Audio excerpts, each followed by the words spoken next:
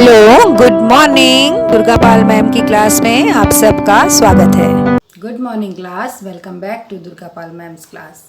आज की क्लास में क्या पढ़ रहे हैं हम, सामने स्क्रीन पर आपको देख के पता चल रहा होगा। हम पढ़ रहे हैं क्लास 8 से वसंत से 6 चैप्टर यह सबसे कठिन समय नहीं, इस कविता के प्रश्न अभ्यास कर रहे हैं हम इसकी व्याख्या मैं ऑलरेडी आपको करा चुकी हूँ, आपने उसका वीडियो ज़रूर देख लिया होगा। जो बच्चे क्लास में मौजूद हैं जल्दी से अपनी अटेंडेंस लगा दो, लाइक का बटन दबाकर, और एक प्यारा सा कमेंट छोड़ दो यहाँ पर।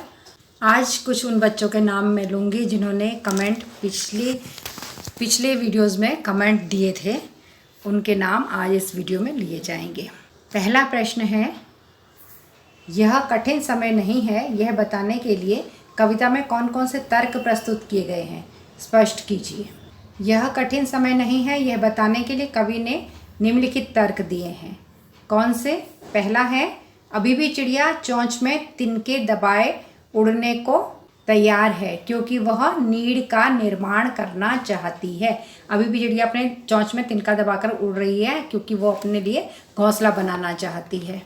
दूसरा, एक हाथ झड़ती हुई पत्ती को सहारा देने के लिए बैठा है। तीसरा, अभी भी एक रेलगाड़ी गंतव्य अर्थात पहुंचने वाले स्थान तक जाती है। चौथा, नानी की कथा का आखिरी हिस्सा अभी बाकी है। पांचवा, अभी भी एक बस अंतरिक्ष के पार की दुनिया से बचे हुए लोगों की खबर लाएगी। और छठा, अभी भी कोई किसी को कहता है कि जल्दी आ जाओ, सूरज डूबने का समय हो चला है।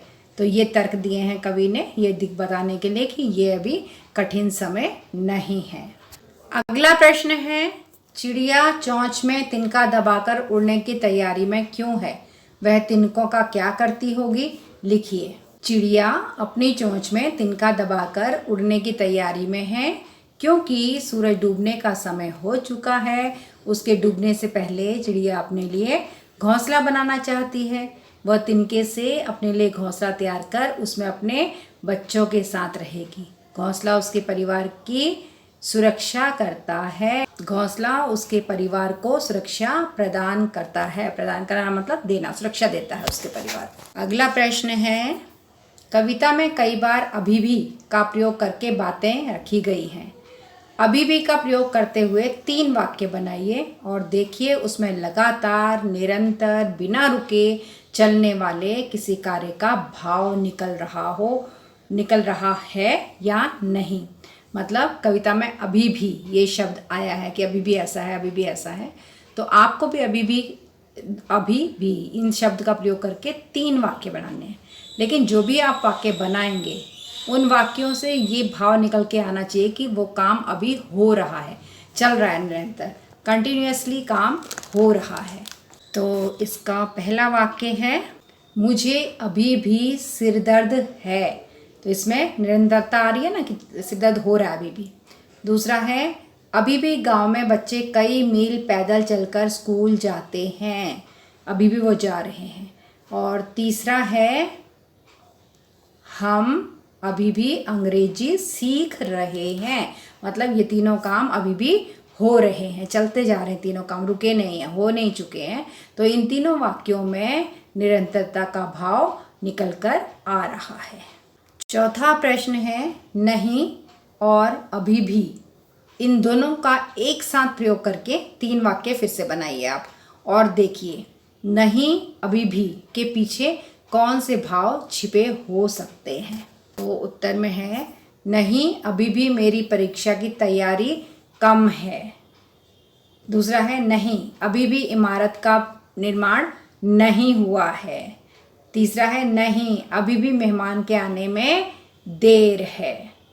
तो ये जो तीनों वाक्य बनाए हैं अभी भी निरंतर चलने वाली प्रक्रिया का बोध कराता है, और जो नहीं है उससे ये पता चलता है कि अभी काम नहीं हुआ है। अभी भी से ये पता चलता है कि अभी तक काम चल रहा है, हो ही रहा है। और नहीं से ये पता चलता है कि अभी तक काम पूरा नहीं हुआ है। प्रश्न नंबर 5, आप जब भी घर से स्कूल जाते हैं कोई आपकी प्रतीक्षा कर रहा होता है। सूरज डूबने का समय भी आपको खेल के मैदान से घर लौट चलने की सूचना देता है। कि घर में कोई आपकी प्रतीक्षा कर रहा है। प्रतीक्षा करने वाले व्यक्ति के विषय में आप क्या सोचते हैं, अपने विचार लिखिए। प्रतीक्षा करने वाले व्यक्ति हमारे प्रियजन ही हो सकते हैं। भाई जो हमारा इंतज़ार करेगा वो वही होगा ना, जो हमें प्यार करता है वही तो हमारा इंतज़ार करेगा। दूसरा क्यों इंतज़ार करेगा जो हमसे नफ़रत करता है। मेरे तो दिन की शुरुआत और अंत माँ के प्यार से ही होती है। सुबह में प्यार से माथा चूमकर जगाने में माँ का प्यार, नाश्ते में बनी पसंद की चीज़ों में माँ का प्यार, भले बुरे की डांट में माँ का प्यार, सूरज डूबने के साथ खेल के मैदान से घर लौट चलने की सूचना देता हुआ माँ का प्यार, तथा जीने का सलीका सिखाता माँ का प्यार।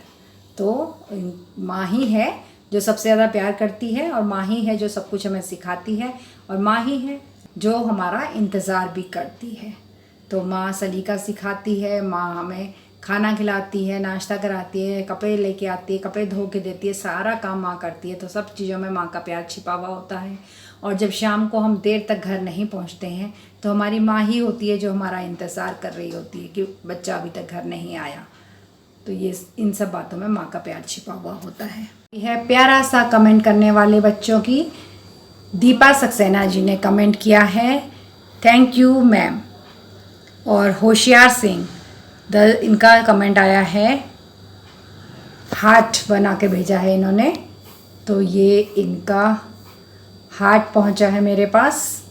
इन दोनों बच्चों को ढेर सारा प्यार and God bless you both. ये था क्लास 8 हिंदी वसंत से चैप्टर 6 यह सबसे कठिन समय नहीं का प्रश्न अभ्यास। उम्मीद कर रही हूँ कि आपको ये सारे प्रश्नों के उत्तर अच्छे से समझ में आ गए होंगे। अगर समझ में आ गए हैं तो अब क्या करना है, 4 काम करने हैं आपको। सबसे पहले लाइक का बटन दबाना है। नंबर 2, अपने 2 फ्रेंड्स के साथ इस वीडियो को शेयर करना है। नंबर 3, चैनल को सब्सक्राइब नहीं किया है तो तुरंत से सब्सक्राइब करना है। और नंबर 4, बेल आइकन को ज़रूर दबा देना है ताकि आगे जो भी वीडियोस आएंगी उनका नोटिफिकेशन आप तक पहुंच जाए। तो अब चलते हैं और अब मिलेंगे अगली वीडियो में नए लेसन में, नए टॉपिक, नए क्वेश्चन आंसर्स के साथ। तब तक के लिए tata, bye bye and love you all. Thanks for attending Durga Pal Ma'am's class. Please like, share, subscribe and don't forget to leave a lovely comment. Thank you.